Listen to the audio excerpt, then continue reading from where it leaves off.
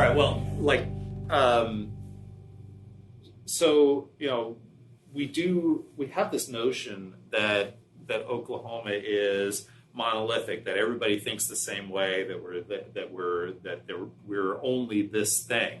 When in fact, if you look at the way people voted in the election, I mean, we're blood red. Yeah. As far as like the counties go. Yeah, every County, all 77 counties went for Trump. But when you talk about the percentages, if we're talking, I can't remember what the actual breakdown was, but if it was 40% of the state, well, that's still a lot of people. Yeah. A lot of people. If 40% voted for Hillary Clinton, we're talking a lot of people, and so I really feel like those people should have a voice, exactly, and should express themselves. Otherwise, you're going to be treated like you maybe deserve to be treated, which is like they're going to steamroll you, and no, you should stand up to the steamroller. Yeah, and I mean there is this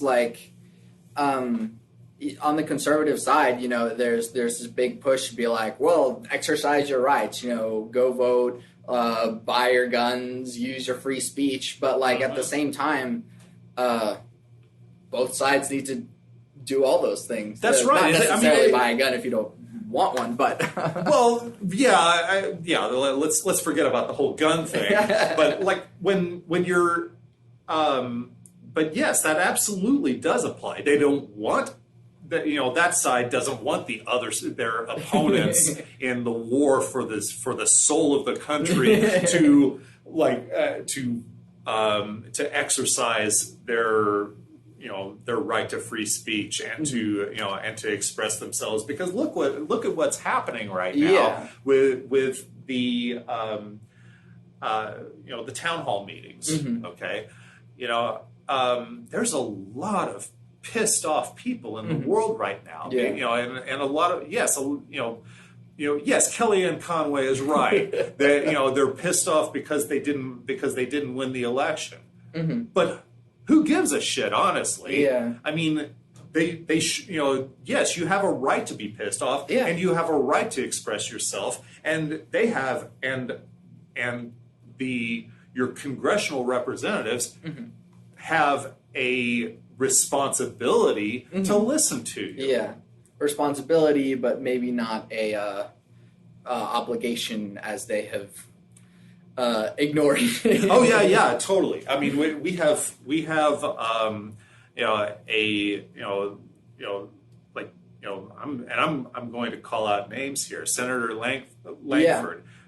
James Langford chose to have a call-in town hall meeting where you had to register and you were undoubtedly screened for it. But as far as and this was during the recess when everybody's supposed to be home, and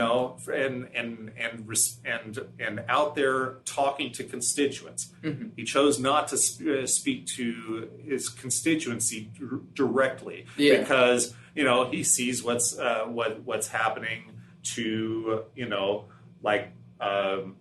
people really his colleagues all over the country who have town hall meetings, and it becomes very uncomfortable for them because they're having to face up not to just friendly audiences anymore, but people who are pretty angry about the way that they are choosing to legislate or how they are choosing to approve Trump's appointments to his cabinet. And so look, if you want to be a senator or a congressman, it's not all about perks. It's not all about smooth sailing. It's about really the down and dirty of governing. And it's public service. It's public service, and part of public service is sometimes getting your hands dirty, and being in town hall meetings during a time when a significant part of the population is really angry about the way about the direction things are going right now, you have an obligation to listen. Otherwise, you're not doing your job. And that's what that's what people are saying now. Do your job. You hear the chants at all of these town hall meetings. Do your job. And I mean, it sucks that, like, I mean, obviously the system is set up in a way and has been set up in this way so that all of the people making the laws are making the laws that benefit them, and so they don't have to get rid of their own perks. Right. And so we can clearly see, we can drive that way and clearly see how screwed up the priorities of the state legislature is, because there's a big white tarp over half of the building and shows us this is where money is going and not into education and infrastructure. Right. You know, when there are, you know, when you have a, you know, like these, you know, House Oversight Committee is, you know, is putting, you know, the chairman of the House Oversight Committee is you know, going to look at more questions about Hillary Clinton, who is at this point a private citizen, and is not going to look at, you know, at Trump's ties to Russia or whatever. Then that's misplaced priorities. If you're, you know, if you've got a white, you know, if at the state capitol you have a white tarp over half the building, and they're working at sort of like, you know, burnishing the image of this building, and they're, you know, and they're, you know, interested at this on the other hand at cutting out essential,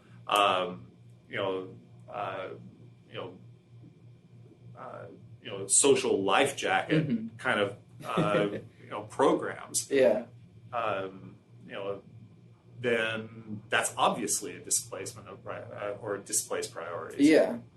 I brought up free will earlier because it really is something that and also earlier you asked me what I believe, and it's that I'm full blown like Sam Harris atheist, so I'm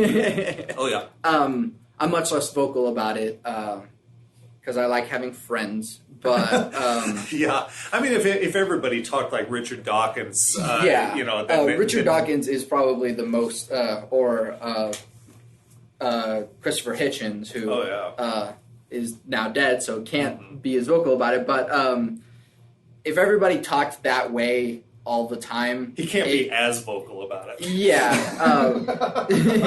If everybody spoke like Richard Dawkins does about religion in Oklahoma, it would be bloodshed. Right? People, there would be actual violence happening. And so I refrain from spouting as many things, even though I do think very loudly. But I bring up free will because, to an extent, how we treat people in society, and that if we set up either through political means of having a social life jacket, or just through charitable means, if you want to take the libertarian route and just, I will donate to charity. You still have to consider the fact that on one hand, it's like, oh, this homeless person is lazy and they don't want to get a job or whatever. On a regular basis, I walk out of this building and see 1 to 2 homeless people. But on the other hand, what was in place in our society, what was in place in our community to, for one, help these people and stop them from getting in this situation, and two, what is in place to rescue them from the situation. Well, I mean, a good portion of those people are mentally ill. Sure. You know, like clinically mentally ill, and during the Reagan years, they a lot of those people were kicked out of mental hospitals, and so because they a good portion of them are not getting the treatment that they need, then then they're out there, and we shouldn't do like our city did, which is to institute these anti-panhandling laws, because you don't like seeing the guy stand on the overpass on Western, and with a sign. No, you should do something about it that is going to prevent that kind of thing. I think there is that impulse with a lot of people that is just like they should just get a job. Chances are they can't. They can't, or they can't hold it.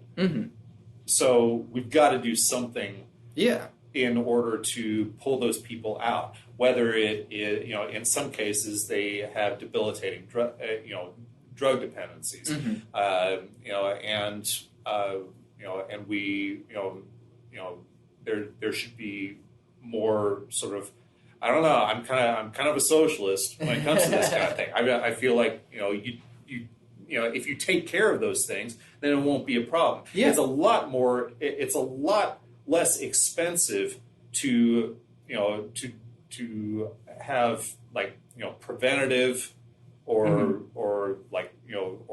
restorative measures than it is to just leave it alone. And then and eventually it's going to become such a preponderance of a problem that you're not even going to be able to deal with it anymore. And I mean, so around here, and maybe just in what I hear from conservative circles or conservative friends that I have is sort of. Do you have a lot of conservative friends?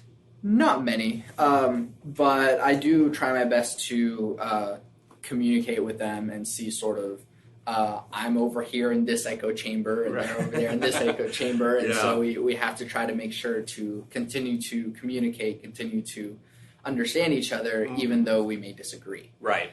And so maybe this whole perception of pull yourself up by your bootstraps sort of thing. It's hard when you don't have any fucking bootstraps. Exactly. And so I don't believe in free will, not because of social things, but mainly because of science. But if we take a more deterministic approach to how we structure society, rather than a free will approach to society, we would be able to sort of analyze as to why do people go crazy? Why do people shoot up schools? Why do people, or even on the rich side, why do people decide to? Why do corporations decide to pollute? And really, it's less because they choose to do so, and I think more because it's the game that we've set up for them to play, and so. But it's still a choice, right? It's you're choosing to do that. It's like you pollute that river rather than taking a more responsible approach to disposing of those chemicals.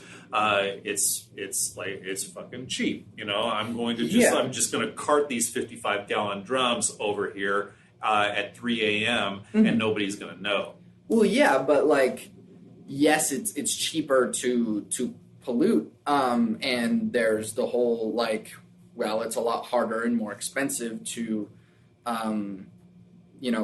find safe ways of disposing of this, or even just finding a different way of producing that is more efficient and doesn't have so much waste. Right? But at the same time, everything in our society and everything that is capitalism tells us that the more money that you make and the less money that you spend, you win. You are winning this game if you're making more money. And so is it really a choice that, well, on one hand, I can choose to pollute less and choose alternative means of production, but at the same time, like, I'm winning less if I spend more money on that. So I feel like, in a way, we've taught each other and taught this whole society to be assholes. Yeah, right. Yeah. Well, but there's also plenty of other information out there that has been gleaned over the course of of the past half century or longer of environmental activism that says no, you don't have to do that, and and you can behave responsibly, and you don't have to be a dick about it, and you can still be an industrialist, you can still be a capitalist, and all of that. Just be responsible about it. Sure. Don't be like don't dick over your descendants. There's a lot of people who just think, well, I'm going to behave this way and I'm going to run my business this way, and even if it kind of destroys the environment, well, I won't have to be here when it's destroyed. So who gives a shit?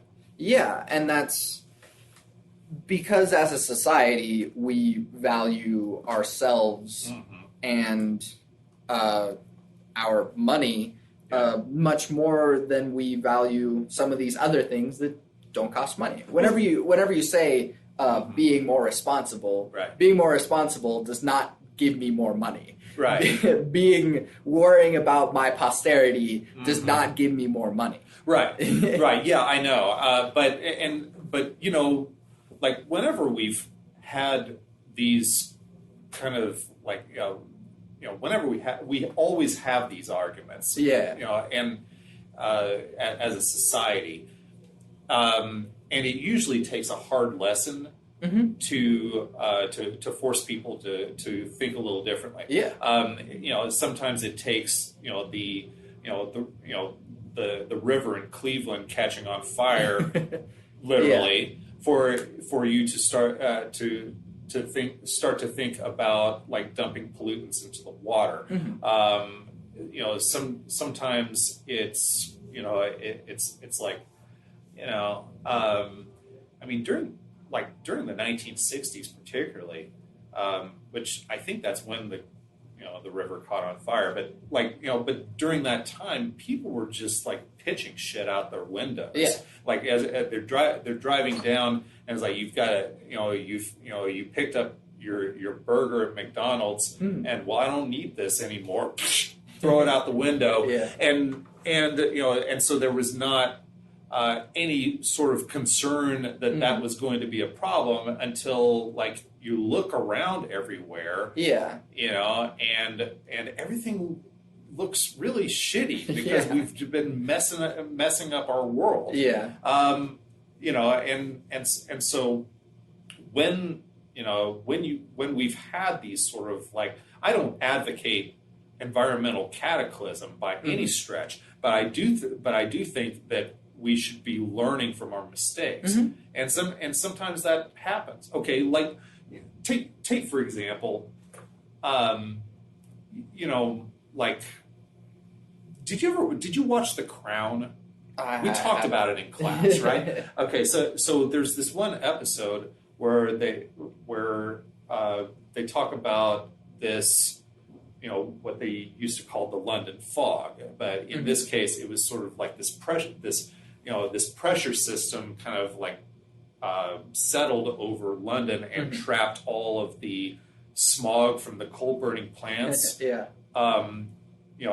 And killed literally thousands of people. There was like, it was zero visibility. Oof. People are like in hospitals, coughing up lungs.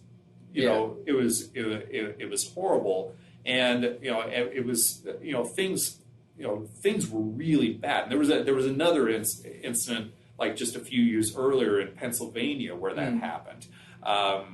And so people kind of learn their lessons, and they say, well, maybe we shouldn't be like polluting our atmosphere because it can come back and it can literally kill us by doing that. Just be aware that things, of the consequences of your actions. Sure. It's part of being an adult, I think. Yeah. And I mean, because I'm not making the argument for myself, because I obviously agree with everything you're saying, because I'm rambling as it right might now, be. Right now I'm playing devil's advocate, but like and I'm playing this devil's advocate to sort of show how sort of heartless our society has taught us to be. Oh yeah. And so to an extent, like being more responsible does help us to be less pollutant, for example. But on the other hand, like once you make it, you don't have to deal with these trash-filled streets. You can be over there in your tower, build a wall. Yeah, right. I mean, that's what a lot of rich people do, right? They just kind of wall themselves off, and and choose not to acknowledge what's out there. Or you can be responsible about it. You can and you can start using your money to maybe ameliorate some of these things. Yeah. But I mean, to a certain extent, that doesn't work on these people. I think it's just like it does with some of them. Yeah, but at some point, it's sort of like common knowledge now that certain like more successful Wall Street employees are actually like psychopaths. Or not even psychopaths, like Martin Shkreli kind of people? Or sociopaths, to the extent that like the more heartless and the less empathy that they have, the more money that they get, the more successful that they become. Right. And it actually benefits you to just have less empathy. Yeah, that's the we when you had my class, we would talk about that sort of like Bond villain kind of attitude, which was Kim.com. The Kim.coms, the Martin Shkreli's, all of these people who are just like fuck it, more money, less problems, right? And that's and then just kind of like actively being dicks. Shkreli,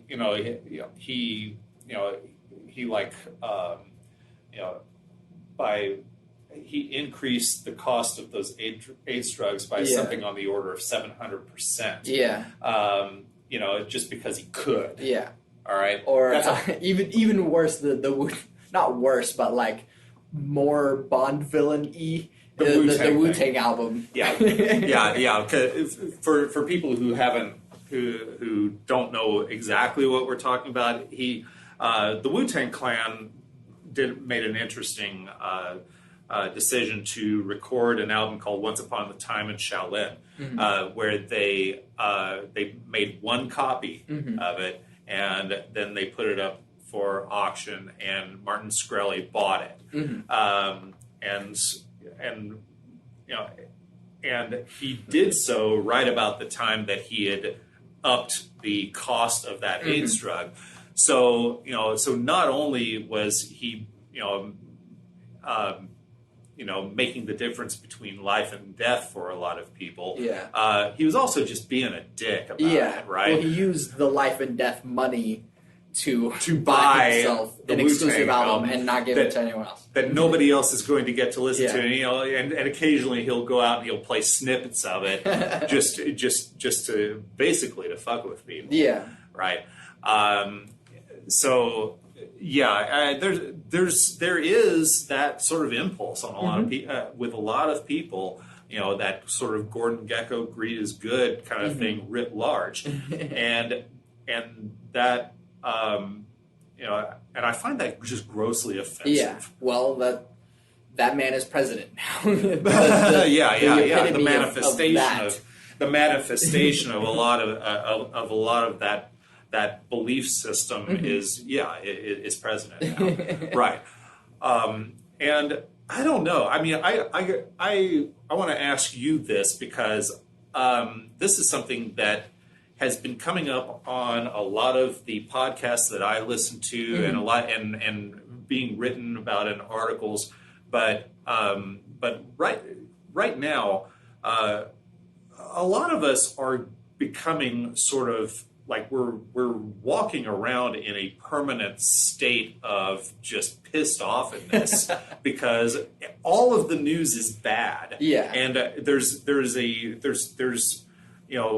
what we're seeing a lot of from the Trump administration is this sort of like active provocation. Yeah. Almost everything that is being done right now is being done to piss off liberals. Yeah. Okay? It's not, I do not believe that it is being done to make anything better. I think it is actively being done to make things worse. Yeah. Of course, that's coming from my standpoint. I'm sure a lot of people think that things are going to be great. Well, just wait a few months, okay? So all of, every single day you have 5 things that are going to piss you off, almost without fail. Even today, not too long ago, and those will come up a lot later, so this is old news by now, but that Donald Trump banned CNN and some other people from this press briefing. Yeah, of course, right. And he reiterated today at CPAC at the annual conservative convention that that the media is the enemy of the people. Yeah. He stands by that. Yeah. And so we hear on virtually a continual basis, and maybe even more. It's just this has been just sort of a shit torrent this week because of Milo Yiannopoulos, because of some of the statements that are being made by Steve Bannon this week, and by Trump himself. So it's like you get through half your day, and you decide to look at your news feed, and it's like shit, everything. It's just an absolute mess. And how do you deal with that? Yeah. Okay. I mean, I'm asking you, how do you deal with being, because under normal circumstances, maybe you have one thing that makes you mad. Sure. But now you have, sometimes dozens. Well, my second thing is it's going to be okay. That's right. So the sort of catch-22 about it's going to be okay is that no matter what happens, however not okay these things that happen are, is sort of that it will eventually become okay anyways, that if we all die in a nuclear holocaust or whatever, afterwards, the cockroaches will have a good life. The cockroaches have a good life. Billions of years later, whenever another intelligent life form comes up, they'll look at the Earth and be like, man, they screwed up, and we know how to, it's a silly, stupid form of optimism that I have. Right. That, So it'll be fine for Will and Jaden Smith when they come back to Earth thousands of years later and they see the mutant jungle cats. Well, the mutant jungle cats are doing just fine. Yeah. But it's a terrible movie. I don't even know why that. But it's they made it, and Will Smith has money, so. But to an extent, I acknowledge that this shitstorm of things is adding up to something. Right.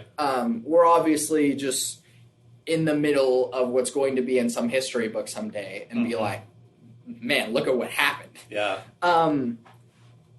But good things usually come out of really bad things, which is like the more that Donald Trump's administration is going to continue pissing off us. Right. The majority of people. Yes.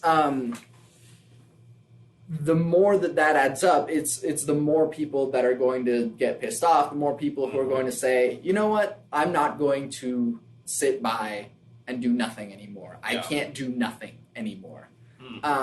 More people are going to wake up, more people are going to start saying something, more people are going to do something about it, as opposed to for many years now, the sort of passive, like, well, it's not affecting me yet. It's not affecting my community yet. And so, yes, we're sort of on the inverse of that, where the rural communities had their sort of stand up and do something about it, and elected Donald Trump. And, you know, whenever things weren't helping them, they decided to do something about it themselves. Right. What it's really adding up to is that we're going to see something either anticlimactic and kind of boring, where it's just like, well, the political process sort of takes care of the blah blah blah, and then like everything sort of comes out in the wash. Yeah, and and like nothing really happened, nothing to see here. We just kind of there's a changing of the guard, and things kind of like even out. Yeah, right? Which at least is a pretty all right thing. Like we don't have a demagogue anymore. Sure, right. But on the like really big side, you could have like a full on civil war that is just like a massive just denial of like, we are not dealing with this anymore. Right. And so, well, like okay, so I mean, yeah, there are a lot of possibilities for, you know, I was just reading not that long ago a column in which somebody was saying, you know, like, really the last thing that you want at this stage in the game is for Donald Trump to be impeached, because you might very well have a civil war on your hands.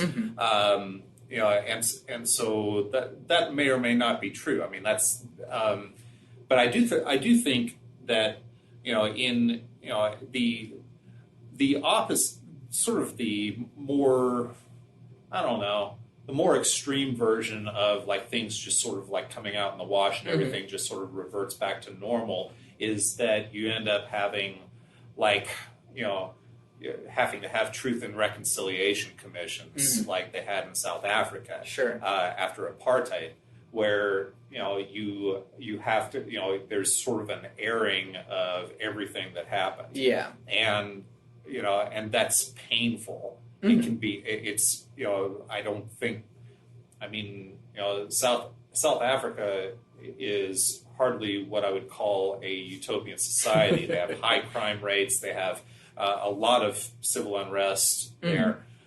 You know, so it is very hard to come back from a trauma, a civil trauma of any kind.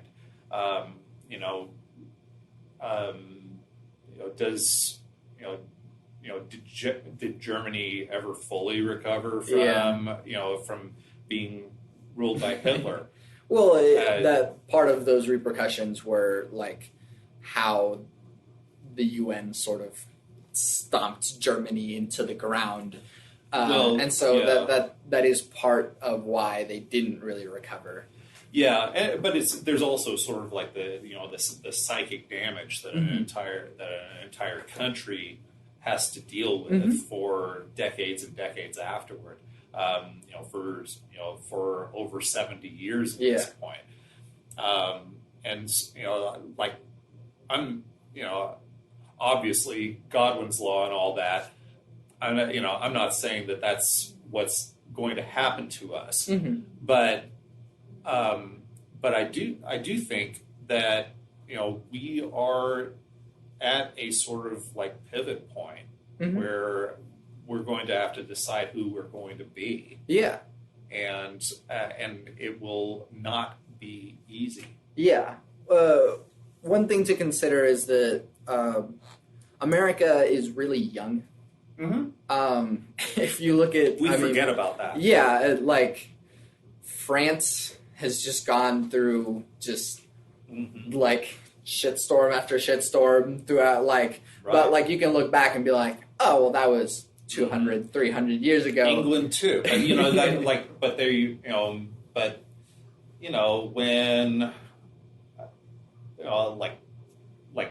Elvis Costello writing a song, like Oliver's Army in the late 70s, that's talking about Oliver Cromwell, and we're, so England is still dealing with its bastards hundreds of years later. Yeah. So yeah, we're teenagers. That's what. That's not an original thought. A lot of people have said that the United States is sort of the world's teenager. Yeah, but we're the world's teenager with a lot of money and a lot of nukes. And so another way to like look at that perspective is that the rest of the world is just staring at America in both awe and fear. Right. Well, they want to know what the hell we're doing. Yeah. Because other countries that do depend on America to have their shit together are sort of looking at us going like, please don't collapse. We need you. Right. But at the same time, it's like, do we really want to need you anyways? Yeah. Well, I mean, that is a, if there are a lot of things that the world depends on us for. There are relatively trivial things like, sort of the world's culture, popular culture, kind of originates from us, generally speaking. Which is still really important. Which is still really important, but then you also, we are responsible for a good portion of the world's economy as well. But if we become too crazy, then maybe some of the people that we owe money to, like Trump's favorite subject, China. Yeah.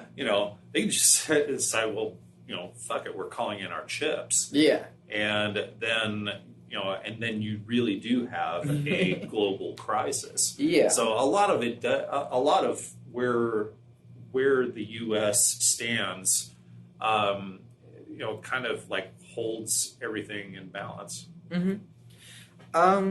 Yeah, but we're not as important as we think we are. Well, we're not as important as maybe we were. Yeah.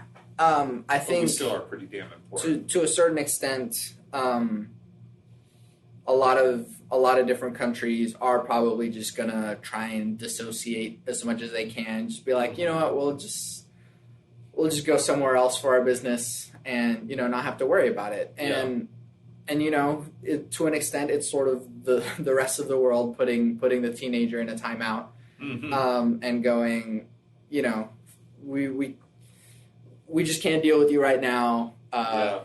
And so America's going to have to sit here in its timeout. Yeah, and we're going to be like, well, no, we were the best, we're the greatest, and what happened? Yeah.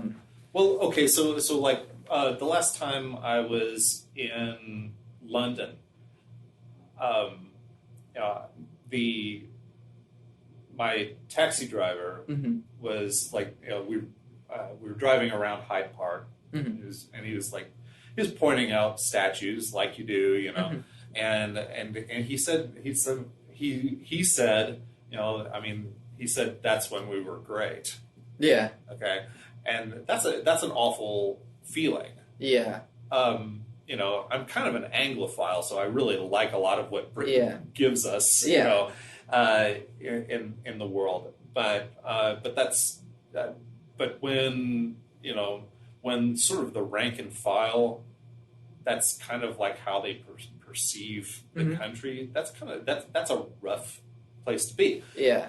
How many? But you know, but look, how many? If you look at history, how many nation states have been in that same position? You know, Greece, Egypt, you know, Italy. You know, you know, like the Ottoman Empire, Turkey. Yeah. You know, all of these nations that were once sort of the, you know, the most prominent or like maybe greatest power in the world at any given time are no longer. Yeah. You know, so there's, you know, and Britain follows in the same route. France follows in the same route. If you know, of course, we have this concept called American exceptionalism. Yeah. And so we think you know, that we are different. It can't happen to us. Well, it can. It absolutely can. And it's probably about to. And it's probably about to, because that's the way that it's circle of life, right? You know, but maybe not. You know, maybe you can course correct. Yeah. But we should never think that it can't happen to us. And to an extent, I feel as though if a course correction were to happen, it's not going to happen through more of this, closing off to yourself, only caring about yourself. It can only get better by opening up to each other. Do you think our society, and I know we did sort of talk a little about this in class, but do you think that we as individuals have sort of walled ourselves off into our own sort of little bubbles or ecosystems? Yeah, and that's not our fault. No, but we were given the opportunity to go there, right? Which is why, like, I still think that, I don't have free will and I choose my Facebook friends, but like, our society sort of told us to do that, and the way that we've walled ourselves off is what seemed ideal to us, is that, oh, well, I don't like seeing this person on my feed or whatever, and so I just rather not. So blocked. Yeah. Right. But it starts with fairly innocuous things. You know, we now have, you know, to take it into more of the pop cultural realm, we have an option to listen to exactly what we want to listen to. We can watch exactly what we want to watch when we want to watch it. We have, you know, we became sort of a playlist society, where, as opposed to, you know, having a collective experience with everybody around us. That whole thing that we talked about, where, you know, like, you know, when there were five channels on TV, you know, chances are you and 100 million other people were watching the same thing. Yeah. Okay. And so you were having kind of a collective experience with this one thing. Well, now you don't have to do that. Yeah. Because, you know, and so we will no longer have those sort of like shared experiences, like you know, like Michael Jackson's Thriller or something like that, where everybody's listening to one thing at a given time. We all have our own private Michael Jackson's Thriller that we're really crazy about, but nobody else, you know, but very few people are part of that same club. And so that can, I guess, translate into having that same sort of experience with less trivial things, like like politics, where we surround ourselves, like we were saying in the last hour, with the information that we want to experience. But they're still outliers, and given that it works within capitalism, that's where it comes from. But the monopolies are sort of where it's coming from. These sort of collective experiences. So like, Stranger Things was a collective experience. Not on the grand scale of your collective experiences of old, but it was something that resonated with a whole lot of people. Right. And so you, and it also kind of says something about the fact that it was incredibly nostalgic too. So so this sort of old age idea of like, man, Michael Jackson's Thriller is don't say old age. Well, I'm sorry, but but so I mean, a lot of the cultural touchstones that became part of Stranger Things were obviously like the Spielberg movies, and those were movies that like every damn person you knew was going to go see E.T. that weekend, and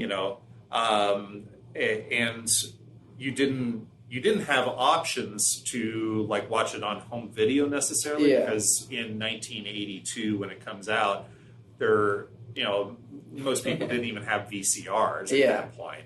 So it's so you had to have that sort of like collective shared experience. And so you're saying like with Stranger Things, even though it's like you have the option of watching it when you want to watch it, still there's like maybe a groundswell on social media and all of those things, and so everybody starts talking about this. To an extent, that's kind of how. I mean, I am technology everything sort of. That once again, I would embrace the singularity once it came. And so I think that technology has allowed us to have that in a way again, so that sure we have a refining of who we listen to or whatever, but since everything is interconnected, you still are going to have these interconnected people that even though you're not friends with this person, one of the friends that you're with saw that someone else really liked The Force Awakens, and so The Force Awakens is another one that was just a big, like, everyone watched it. Right.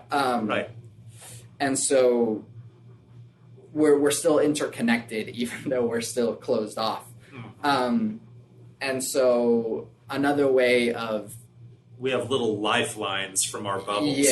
Another way of having these sort of collective ideas comes from technology, in that a lot of people say that social media has allowed us to sort of seclude ourselves and sort of become this very refined bubble, but at the same time we are still connected.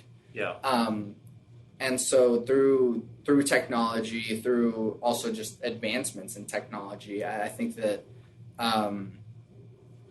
we'll become much more connected whenever self-driving cars become like mass use. How do you think? Because I think because sometimes I think that that with self-driving cars, we're going to become even less engaged because we don't have to fucking pay attention to whatever's on the road, and so we're just going to be on our phones. Well, to the extent that I have this sort of ideal of a technology based society, something likened to the Venus Project, that once we realize that something is better just on its own, we sort of go to it regardless of like our own individual things, because the something being better regardless is just better. And so to the extent that I think that parking lots could just go away, because you don't need a car to just stop somewhere. It'll just go somewhere else, pick someone else up, or like. Okay, and that's under the that's far in the future. Well, but that actually becomes something more along the lines of a like public transport kind of model, whereas I think we are a long way from that, because the people who are going to get the first self-driving cars are rich people who are can't afford it, and then it's going to sort of like trickle down from there as the technology becomes cheaper. Yes. So I think really I don't know. We're such an ownership society. Yes. I don't know that it's going to become like Spokies, where you just like grab a bike and ride across town and then put it at the new at the Spokies on the other end of town and leave it for the next person. I don't know that I almost, people have a hard time divorcing themselves from the idea of this is my car, At the same time, Lyft and Uber. Yeah. Whenever people realize, I don't have to drive, someone else can drive, and we all chip in for the Uber, and so we don't have to drive drunk or anything, because our Uber is driving us, and we all chip in. We as a small group get in the one Uber, and and so that way, people find a way to get sort of a smaller version of the of what the rich people have, right? And make it work their own way, and sometimes better. Yeah. So rather than the rich guy who owns the Tesla is having his self-driving car, you might also have some startup that buys a whole bunch of Teslas, right, and goes, these are for everyone. Yeah. And so and through that we get the obvious benefits of less car wrecks, because humans are shitty drivers. But you also get the added benefit of like, well, why would I get a Lyft with some weird stranger if I can just do the whatever the startup is that has the self-driving cars, and not have to deal with the awkward driver. Or having to give them 5 stars. Yeah. Yeah. I don't know. I mean, it's kind of it's a hard thing, because on the one hand, there's a lot of people who are driving for Lyft or for Uber that they kind of need the job. And we're going to hit that wall. We're going to hit that wall, just like we did with or like we're doing with checking out from grocery stores, or the Amazon store that you talked about, and things like that. It's we will kind of get to more depersonalization, I think, Sure. in some respects. But yeah, we can either go like full Black Mirror, or we can acknowledge the benefits of certain things and use them for what they benefit us, and because I feel like that's sort of natural selection in a way. That technology has its own natural selection, and sort of capitalism has its own natural selection. Right. And will eventually fall out of capitalism, hopefully, if I say hopefully, because I'm a dirty communist. Yeah. But because eventually we'll see that certain other things work better. Yeah. And so the things that work better will just continue to be used.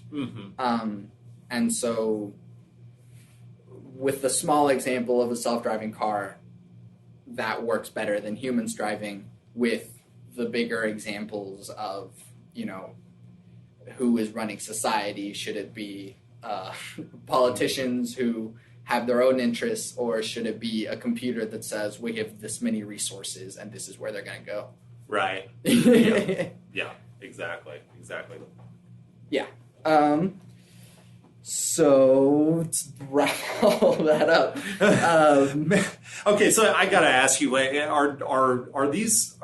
Do they get this involved? I mean, because this has been a pretty wide ranging conversation. Depends on the guest and what they're open to talking about. Right. So sometimes it sits in just like talking about comic books and video games for a whole hour, or it can get this big. Exactly. Well, as far as we've put it all out there. These are some ideas. If you wonder, please run with them. Make this world better. Socialism is pretty damn awesome. I would love to have 6 weeks of vacation and paid medical and family leave and all of those things. Only with a government you can trust. That's right. Exactly. George, thank you for doing this with me. It's a pleasure. It was a blast. Where can we find your things? Find my things at, let's see, I'm on Twitter at George D. Lang. I host Spy 101, 8 p.m. on Saturdays on The Spy and KOSU. I teach at ACM. If you want to take classes, you should here. And then I write stories for the Gazette. And I am a PR professional working with musicians and businesses, and I'm a Detective Wednesdays on ABC. Awesome. Thank you again. And I'm Santiago Ramones. You can find all the things that I do on my website, santiagoramones.com, where you can find my music, because I'm a composer, and you will find this podcast, which I always end with my 3 things that form my life philosophy.